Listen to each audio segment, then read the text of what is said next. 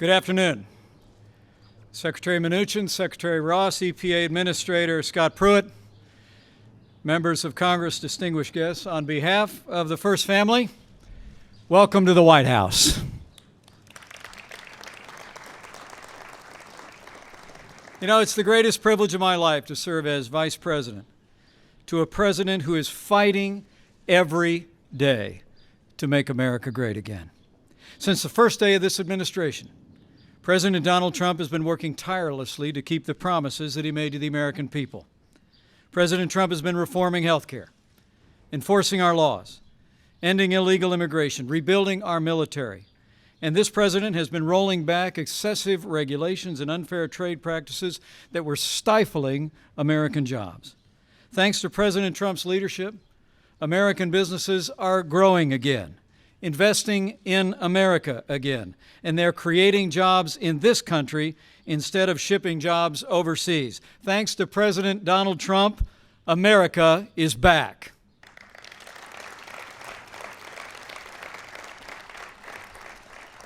And just last week, we all witnessed the bold leadership of an American president on the world stage, putting America first. From the Middle East to Europe, as leader of the free world, President Trump reaffirmed historic alliances, forged new relationships, and called on the wider world to confront the threat of terrorism in new and renewed ways.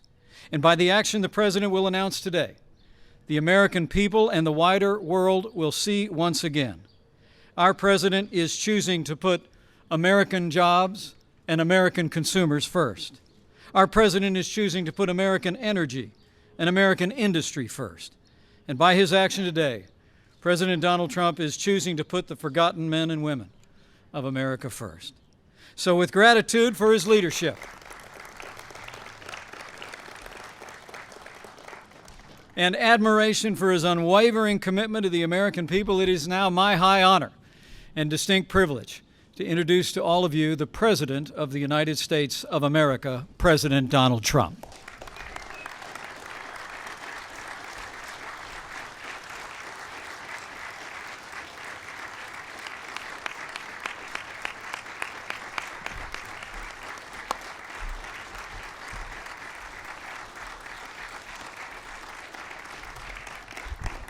Thank you very much.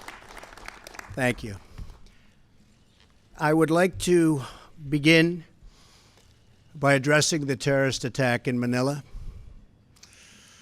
We're closely monitoring the situation, and I will continue to give updates, anything happens during this period of time, but it is really very sad as to what's going on throughout the world with terror.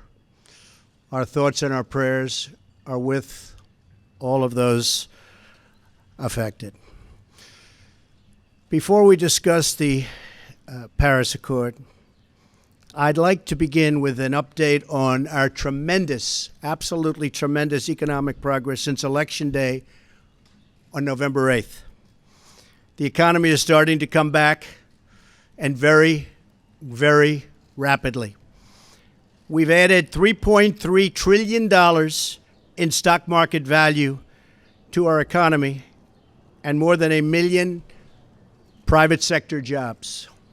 I've just returned from a trip overseas where we concluded nearly $350 billion of military and economic development for the United States, creating hundreds of thousands of jobs. It was a very, very successful trip.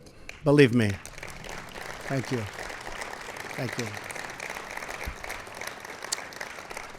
In my meetings at the G7, we have taken historic steps to demand fair and reciprocal trade that gives Americans a level playing field against other nations.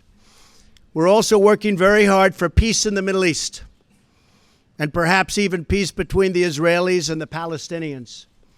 Our attacks on terrorism are greatly stepped up, and you see that. You see it all over. From the previous administration, including getting many other countries to make major contributions to the fight against terror. Big, big contributions are being made by countries that weren't doing so much in the form of contribution. One by one, we are keeping the promises I made to American people during my campaign for president, whether it's cutting job-killing regulations, appointing and confirming a tremendous Supreme Court justice, putting in place tough new ethics rules, achieving a record reduction in illegal immigration on our southern border, or bringing jobs, plants, and factories back into the United States at numbers which no one until this point thought even possible. And believe me, we've just begun. The fruits of our labor will be seen very shortly, even more so. On these issues and so many more, we're following through on our commitments, and I don't want anything to get in our way. I am fighting every day for the great people of this country. Therefore, in order to fulfill my solemn duty to protect America and its citizens, the United States will withdraw from the Paris Climate Accord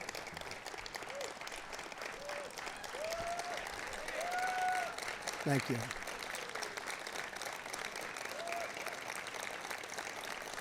Thank you. But begin negotiations to re-enter either the Paris Accord or in really entirely new transaction on terms that are fair to the United States, its businesses, its workers, its people, its taxpayers. So we're getting out, but we will start to negotiate, and we will see if we can make a deal that's fair. And if we can, that's great. And if we can't, that's fine. As president, I can put no other consideration before the well-being of American citizens. The Paris Climate Accord is simply the latest example of Washington entering into an agreement that disadvantages the United States to the exclusive benefit of other countries, leaving American workers, who I love, and taxpayers to absorb the cost in terms of lost jobs, lower wages, shuttered factories, and vastly diminished economic production. Thus, as of today, the United States will cease all implementation of the non-binding Paris Accord and the draconian financial and economic burdens the agreement imposes on our country. This includes ending the implementation of the nationally determined contribution and, very importantly, the Green Climate Fund, which is costing the United States a vast fortune. Compliance with the terms of the Paris Accord and the onerous energy restrictions that is placed on the United States could cost America as much as 2.7 million lost jobs by 2025, according to the National Economic Research Associates. This includes 440,000 fewer manufacturing jobs, not what we need. Believe me, this is not what we need, including automobile jobs and the further decimation of vital American industries on which countless communities rely. They rely for so much, and we would be giving them so little. According to the same study, by 2040, compliance with the commitments put into place by the previous administration would cut production for the following sectors: paper, down 12%. Cement, down 23%. Iron and steel, down 38%. Coal, and I happen to love the coal miners, down 86%. Natural gas down 31%. The cost to the economy at this time would be close to $3 trillion in lost GDP and 6.5 million industrial jobs, while households would have $7,000 less income, and in many cases, much worse than that.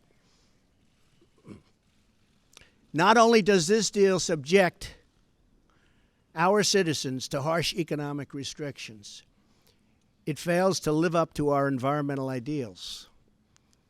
As someone who cares deeply about the environment, which I do, I cannot in good conscience support a deal that punishes the United States, which is what it does.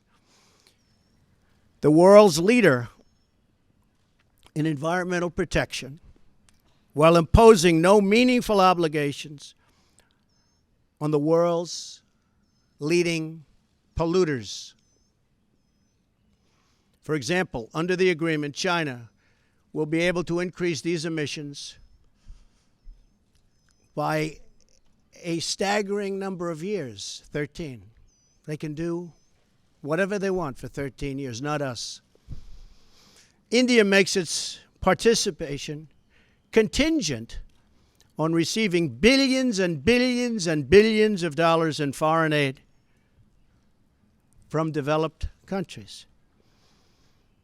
There are many other examples, but the bottom line is that the Paris Accord is very unfair at the highest level to the United States.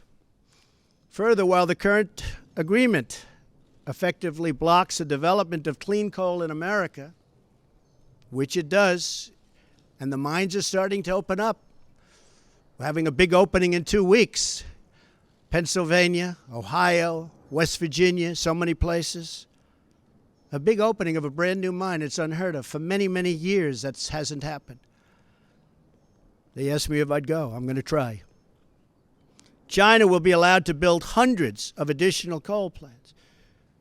So we can't build the plants, but they can, according to this agreement. India will be allowed to double its coal production by 2020. Think of it. India can double their coal production. We're supposed to get rid of ours. Even Europe is allowed to continue construction of coal plants. In short, the agreement doesn't eliminate coal jobs. It just transfers those jobs out of America and the United States and ships them to foreign countries. This agreement is less about the climate and more about other countries gaining a financial advantage over the United States. The rest of the world applauded when we signed the Paris Agreement. They went wild. They were so happy. For the simple reason that it put our country, the United States of America, which we all love, at a very, very big economic disadvantage. A cynic would say the obvious reason for economic competitors and their wish to see us remain in the agreement is so that we continue to suffer this self-inflicted major economic wound. We would find it very hard to compete with other countries from other parts of the world. We have among the most abundant energy reserves on the planet, sufficient to lift millions of America's poorest workers out of poverty. Yet under this agreement, we are effectively putting these reserves under lock and key, taking away the great wealth of our nation. It's great wealth. It's phenomenal wealth. Not so long ago, we had no idea we had such wealth. And leaving millions and millions of families trapped in poverty and joblessness. The agreement is a massive redistribution of United States wealth to other countries. At 1% growth, renewable sources of energy can meet some of our domestic demand. But at 3 or 4% growth, which I expect, we need all forms of available American energy, or our country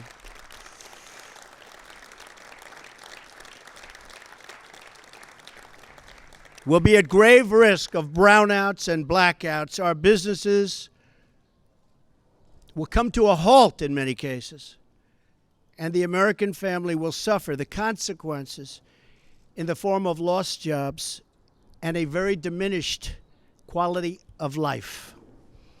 Even if the Paris Agreement were implemented in full, with total compliance from all nations, it is estimated it would only produce a 0.2 of 1 degree, think of that, this much Celsius reduction in global temperature by the year 2100.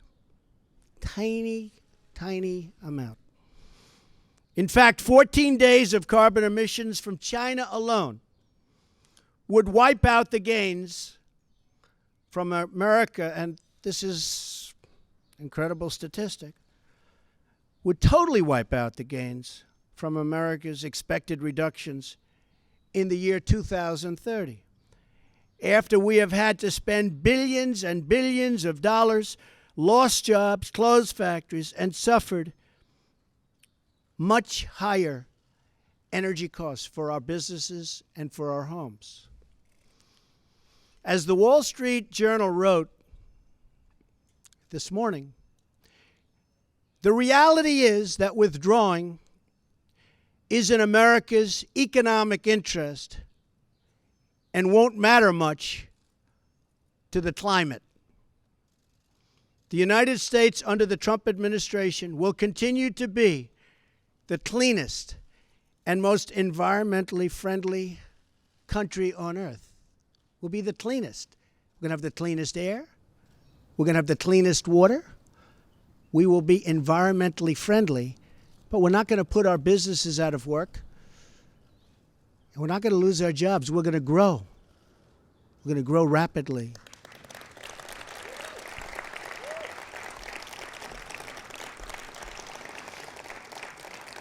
And I think you just read, it just came out minutes ago, the small business report.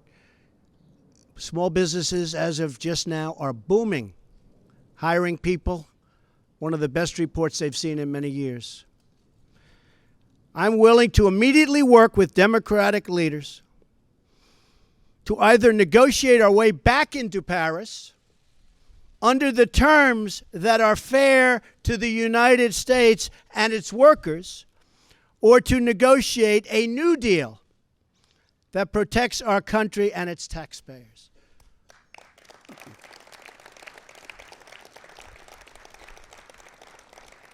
So if the obstructionists want to get together with me, let's make them non-obstructionists. We will all sit down and we will get back into the deal and we'll make it good, and we won't be closing up our factories and we won't be losing our jobs, and we'll sit down with the Democrats and all of the people that represent either the Paris Accord or something that we can do that's much better than the Paris Accord. And I think the people of our country will be thrilled, and I think then the people of the world will be thrilled. But until we do that, we're out of the agreement. I will work to ensure that America remains the world's leader on environmental issues, but under a framework that is fair and where the burdens and responsibilities are equally shared among the many nations all around the world. No responsible leader can put the workers and the people of their country at this debilitating and tremendous disadvantage. The fact that the Paris deal hamstrings the United States while empowering some of the world's top polluting countries should dispel any doubt as to the real reason why foreign lobbyists wish to keep our magnificent country tied up and bound down by this agreement. It's to give their country an economic edge over the United States. That's not going to happen while I'm president. I'm sorry.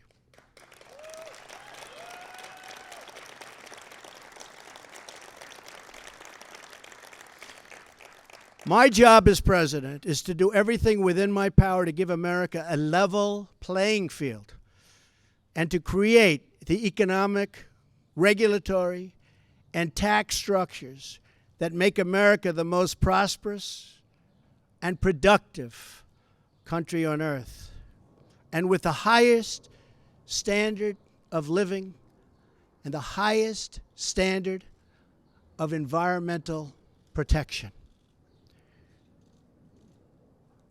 Our tax bill is moving along in Congress, and I believe it's doing very well. I think a lot of people will be very pleasantly surprised. The Republicans are working very, very hard. We'd love to have support from the Democrats, but we may have to go it alone, but it's going very well.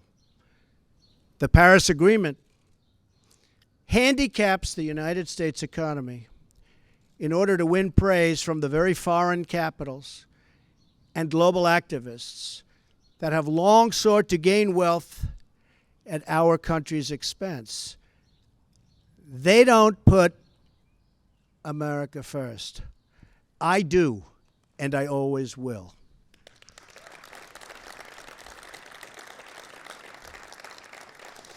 The same nations asking us to stay in the agreement are the countries that have collectively cost America trillions of dollars through tough trade practices and, in many cases, lax contributions to our critical military alliance. You see what's happening. It's pretty obvious to those that want to keep an open mind. At what point does America get demeaned? At what point do they start laughing at us as a country? We want fair treatment for its citizens, and we want fair treatment for our taxpayers. We don't want other leaders and other countries laughing at us anymore, and they won't be. They won't be. I was elected to represent the citizens of Pittsburgh, not Paris.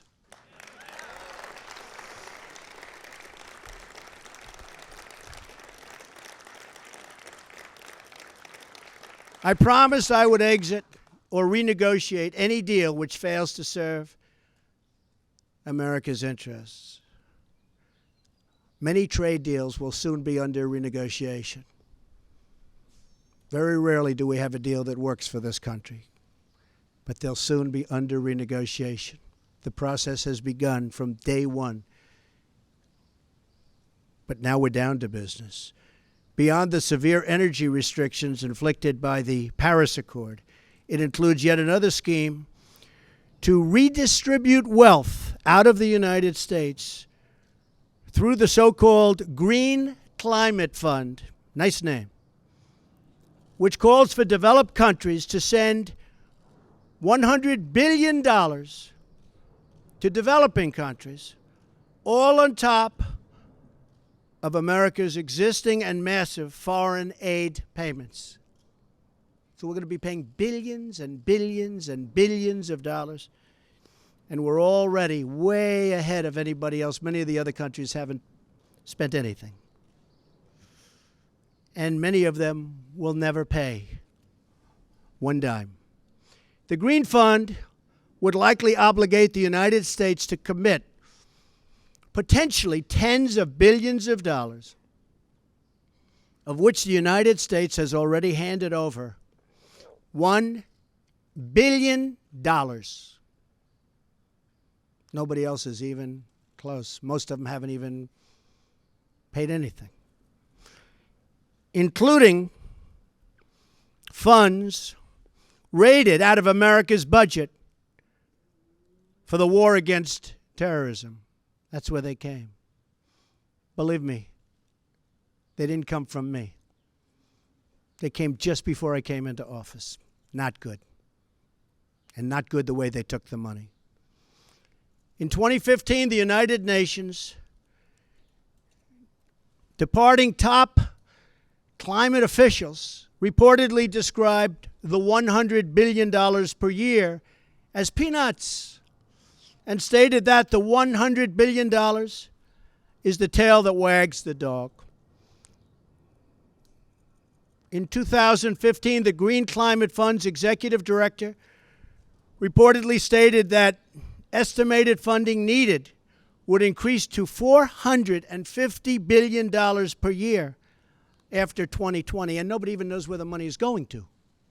Nobody's been able to say, where is it going to? Of course, the world's top polluters have no affirmative obligations under the Green Fund, which we terminate. America is $20 trillion in debt.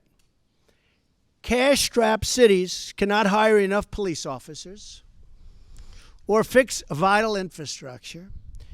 Millions of our citizens are out of work, and yet, under the Paris Accord, billions of dollars that ought to be invested right here in America will be sent to the very countries that have taken our factories and our jobs away from us. So think of that. There are serious legal and constitutional issues as well.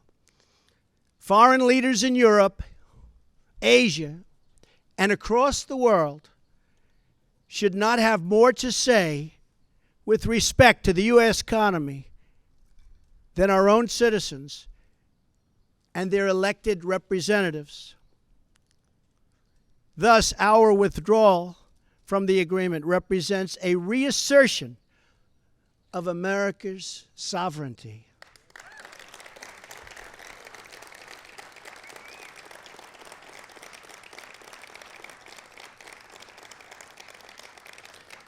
Our Constitution is unique among all nations of the world. And it is my highest obligation and greatest honor to protect it. And I will. Staying in the agreement could also pose serious obstacles for the United States as we begin the process of unlocking the restrictions on America's abundant energy reserves, which we have started very strongly.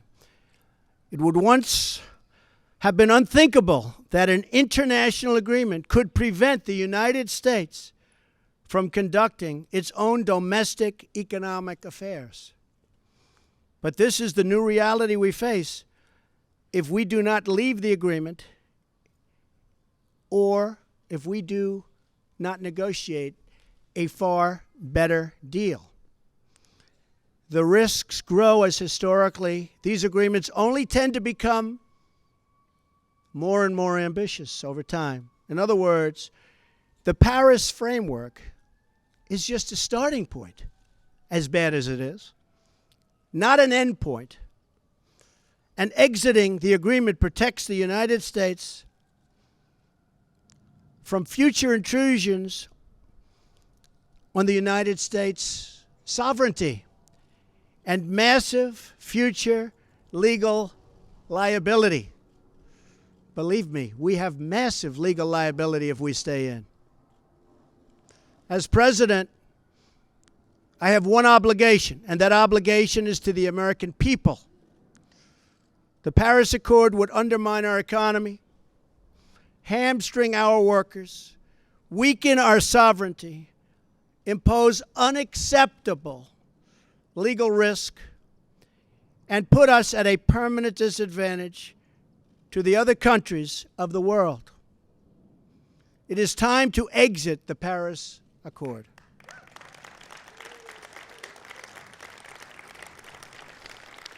And time to pursue a new deal that protects the environment, our companies, our citizens, and our country. It is time to put Youngstown, Ohio, Detroit, Michigan, and Pittsburgh, Pennsylvania, along with many, many other locations within our great country, before Paris, France. It is time to make America great again. Thank you. Thank you. Thank you very much.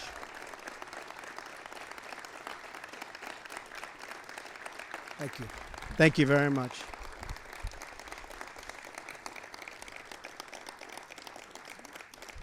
Thank you very much. Very important. I'd like to ask Scott Pruitt, who most of you know and respect, as I do, just to say a few words. Scott, please.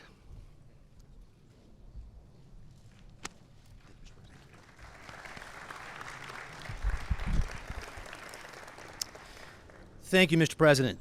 Your decision today to exit the Paris Accord reflects your unflinching commitment to put America first.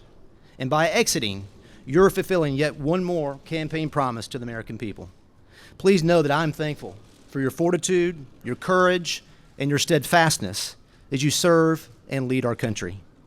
America finally has a leader who answers only to the people, not to the special interests who have had their way for way too long. In everything you do, Mr. President, you're fighting for the forgotten men and women across this country. You're a champion for the hardworking citizens all across this land who just want a government that listens to them and represents their interest. You have promised to put America first in all that you do. And you've done that in any number of ways, from trade to national security to protecting our border to right-sizing Washington, D.C. And today you've put America first with regard to international agreements and the environment. This is an historic restoration of American economic independence, one that will benefit the working class, the working poor, and working people of all stripes. With this action, you have declared that the people are rulers of this country once again. And it should be noted that we as a nation do it better than anyone in the world in striking the balance between growing our economy, growing jobs, while also being a good steward of our environment. We owe no apologies to other nations for our environmental stewardship. After all, before the Paris Accord was ever signed, America had reduced its CO2 footprint to levels from the early 1990s. In fact, between the years 2000 and 2014, the United States reduced its carbon emissions by 18+%. And this was accomplished not through government mandate, but accomplished through innovation and technology of the American private sector. For that reason, Mr. President, you have corrected a view that was paramount in Paris, that somehow the United States should penalize its own economy, be apologetic, lead with our chin, while the rest of the world does little. Other nations talk a good game. We lead with action, not words.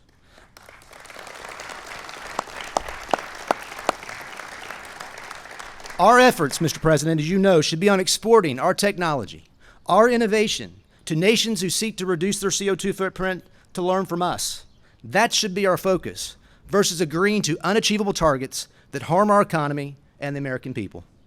Mr. President, it takes courage, it takes commitment to say no to the plaudits of men while doing what's right by the American people. You have that courage, and the American people can take comfort because you have their backs. Thank you, Mr. President. Thank you. Thank you. Thank you.